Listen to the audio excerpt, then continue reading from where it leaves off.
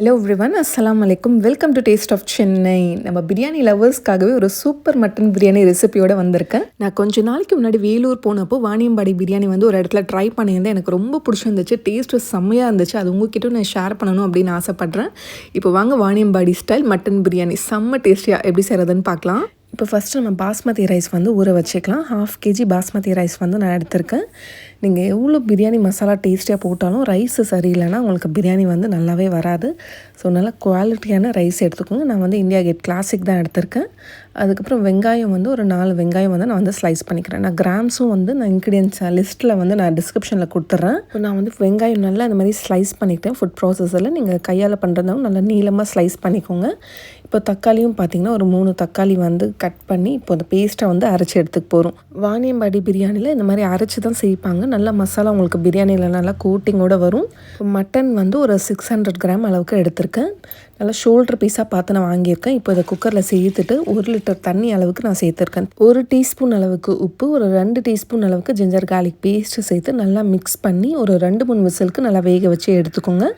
ரொம்ப வேக வச்சிடாதீங்க, அப்புறம் மட்டன் எல்லாமே குழஞ்சிரும் பிரியாணியில். 1/2 கட்டு அளவுக்கு மல்லித்தழை, ஒரு 1/2 கட்டு அளவுக்கு புதினா, அதுக்கப்புறம் ஒரு 8 பச்சை மிளகா எடுத்து வச்சுருக்கேன். புதினா மல்லித்தழை எல்லாமே இந்த மாதிரி நல்லா ஃபைனாக சாப் பண்ணி இப்போ இது தனியாக எடுத்து வச்சுக்கோங்க. நம்ம எப்பயுமே செய்கிற பிரியாணி மாதிரி தான், அதே டேஸ்ட்டில் தான் இதுவுமே இருக்கும். ஒரு 2-3 ஸ்டெப்ஸ் மட்டும் மாறுது. 150 ml அளவுக்கு ஆயில், ஒரு 1/2 கப் அளவுக்கு தயிர் எடுத்து வச்சுருக்கேன். அதுக்கப்புறம் நம்மளோட தேசம் சில்லி பவுடர், அதுக்கப்புறம் நம்மளோட தேசம் ஸ்பெஷல் பிரியாணி மசாலா, அதுக்கப்புறம் தாளிக்கிறதுக்காக பட்டை கிராம்பு ஏலக்காய் எடுத்துருக்கேன். அதுக்கப்புறம் தேவையான அளவு உப்பு, அதுக்கப்புறம் ரோஸ் வாட்டரும் தேவைப்படும். நெய் ஒரு 1/4 கப் அளவுக்கு எடுத்து வச்சுருக்கேன்.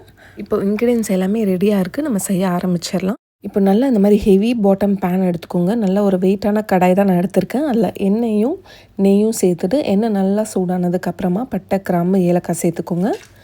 இப்போ அடுத்தது வெங்காயம் சேர்த்து நல்லா பொன்னிறம் ஆகிற வரைக்கும் அதை வந்து நல்லா ஃப்ரை பண்ணிக்கணும். எப்பயும் போல தான் ஒரு 20 to 25 மினிட்ஸ் ஆச்சும் எடுக்கும். இந்த வெங்காயம் நல்லா இந்த மாதிரி ஃபஸ்ட்டு பிங்கிஷ் கலரில் வரும். அதுக்கப்புறம் கொஞ்சம் கொஞ்சமாக கலர் சேஞ்ச் ஆகி இந்த மாதிரி லைட் கோல்டன் ப்ரௌன் கலர் வந்ததுக்கப்புறமா ஜிஞ்சர் கார்லிக் பேஸ்ட்டும் சேர்த்து இப்போ நல்ல பச்சை வாசனை போகிற வரைக்கும் அதை நல்லா ஃப்ரை பண்ணிக்கோங்க. ஜிஞ்சர் கார்லிக் பேஸ்ட் ஒரு 5 டேபிள் ஸ்பூன் அளவுக்கு நான் சேர்த்துருக்கேன். 50 கிராம் அளவுக்கு இஞ்சி, 50 கிராம் அளவுக்கு பூண்டு நல்லா அரைச்சி பேஸ்ட்டாக சேர்த்துக்கோங்க. எப்பயுமே பிரியாணி செய்யும் போது ஜிஞ்சர் கார்லிக் பேஸ்ட் ஃப்ரெஷ்ஷாக அரைச்சி சேர்த்தா தான் ரொம்பவே டேஸ்டியாக இருக்கும்.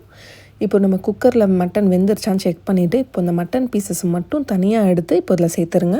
இப்போ இந்த மட்டன் பீசஸ் இந்த ஆயிலே ஒரு 5 நிமிஷத்துக்கு நல்லா ஃப்ரை பண்ணுங்கள். மட்டன் நல்லா ஃப்ரை ஆனதுக்கப்புறமா இப்போ நம்மளோட தேசம் சில்லி பவுடர் ஒரு டேபிள் ஸ்பூன் அளவுக்கு சேர்த்துருக்கேன். இது நல்ல கலரும் வரும். இந்த சில்லி பவுடர் யூஸ் பண்ணி எந்த டிஷ்ஷு செஞ்சாலுமே நல்லா டேஸ்டியாகவும் இருக்கும், நல்லா கலர்ஃபுல்லாகவும் இருக்கும். இப்போ நம்ம அடுத்தது நம்ம அரைச்சி வச்சுருக்க அந்த தக்காளி பேஸ்ட்டும் சேர்த்து அந்த தக்காளியோட பச்சை வாசனை போகிற வரைக்கும் நல்லா ஃப்ரை பண்ணிக்கோங்க.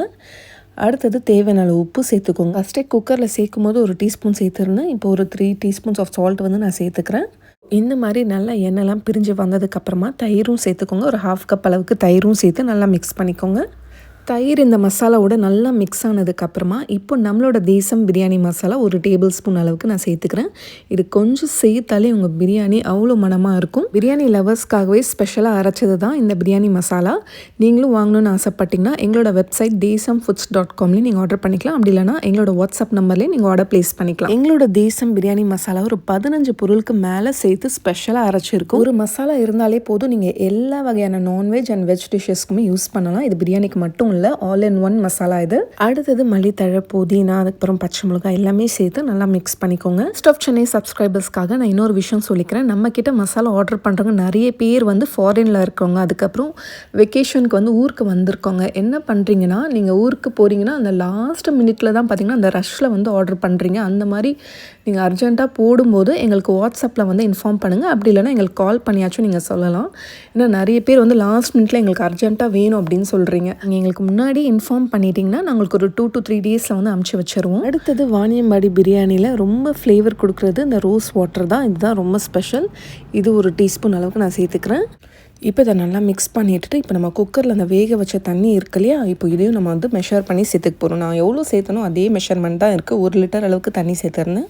இந்த ஸ்டாக்கும் பார்த்திங்கன்னா கொஞ்சம் கூட கம்மியாகவே இல்லை. அதே 1 லிட்டர் தண்ணி வந்து நான் சேர்த்துறேன். இப்போ இது நல்லா கொதிக்கட்டும். அது வரைக்கும் நம்ம ரைஸ் பாயில் பண்ணிக்கலாம். தண்ணி நல்லா கொதித்து வரும்போது இப்போ ஒரு 3 to 4 டீஸ்பூன் சால்ட் சேர்த்துக்கிறேன். நீங்கள் டேஸ்ட் பண்ணிங்கன்னா லைட்டாக அந்த தண்ணி வந்து உப்பு கரிக்கணும். ஒரே ஒரு டீஸ்பூன் நெய்யும் சேர்த்துட்டு இப்போ நம்ம ஊற வச்சுருக்க அந்த பாஸ்மதி ரைஸும் சேர்த்துருங்க. கரெக்டாக ஒரு 3 மினிட்ஸ் பாயில் பண்ணாலே போதும். தொட்டு பார்த்திங்கன்னா ஒரு ஹாஃப் குக் தான் ஆகிருக்கணும். இப்போ இந்த ஸ்டேஜில் நம்ம வந்து இதை வடிச்சிடலாம். இப்போ இந்த மசாலா கொதிச்சிட்ருக்கு இல்லையா, இப்போது இதில் வந்து சேர்த்துட்டு நல்லா மிக்ஸ் பண்ணிடுங்க. ஒரே மாதிரி இருக்கணும். தண்ணி வந்து ரொம்ப ஜாஸ்தியாகவும் இல்லாமல் ரொம்ப ட்ரையாகவும் இல்லாமல் ஒரே லெவலில் இருக்கணும். இப்போ நல்லா மிக்ஸ் பண்ணி பார்த்தீங்கன்னா உங்களுக்கு தெரியும். ரொம்ப ட்ரையாக இருந்துச்சுன்னா ஒரு ஹாஃப் கப் சுட தண்ணி மட்டும் ஊற்றிக்கோங்க லைட்டாக. இதுக்கு மேலே ஒரு ஹாஃப் லெமன் ஜூஸ் ஊற்றிக்கிறேன். அதுக்கப்புறம் ஒரே ஒரு டீஸ்பூன் நெய் வந்து சேர்த்துக்கிறேன். இப்போ அடியில் பழைய தோசைக்கல் வச்சுட்டு ஒரு 10 மினிட்ஸ் ஹை ஃப்ளேம்லேயும் ஒரு 10 மினிட்ஸ் அப்படியே லோ ஃப்ளேம்லேயும் வச்சு தம் போடுங்க. ஒரு 20 மினிட்ஸ்க்கு அப்புறமா நான் ஓப்பன் பண்ணுறேன்.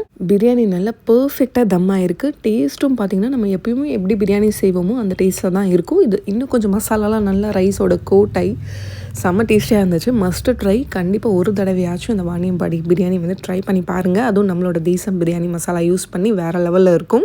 பிரியாணி கூட சாப்பிட்றதுக்காக பிரியாணி கத்திரிக்காய் மசாலா பவுடரும் நம்ம தேசம் மசாலாவில் லான்ச் பண்ணியாச்சு. அதுவும் கண்டிப்பாக ட்ரை பண்ணி பாருங்கள். லிங்க் டிஸ்கிரிப்ஷனில் இருக்குது. இந்த பிரியாணி வீடியோ பிடிச்சிருந்தால் லைக் பண்ணிவிட்டு உங்களோட ஃப்ரெண்ட்ஸ் அண்ட் ஃபேமிலிக்கும் ஷேர் பண்ணுங்கள். இது வரைக்கும் எங்களோட சேனல் டேஸ்ட் ஆஃப் சென்னை நீங்கள் சப்ஸ்கிரைப் பண்ணலன்னா சப்ஸ்கிரைப் பண்ணிக்கோங்க. நாளைக்கும் இதே மாதிரி வேறு ஒரு சூப்பரான வீடியோவில் சந்திக்கிறேன். தேங்க்யூ ஸோ மச் ஃபார் வாட்சிங்.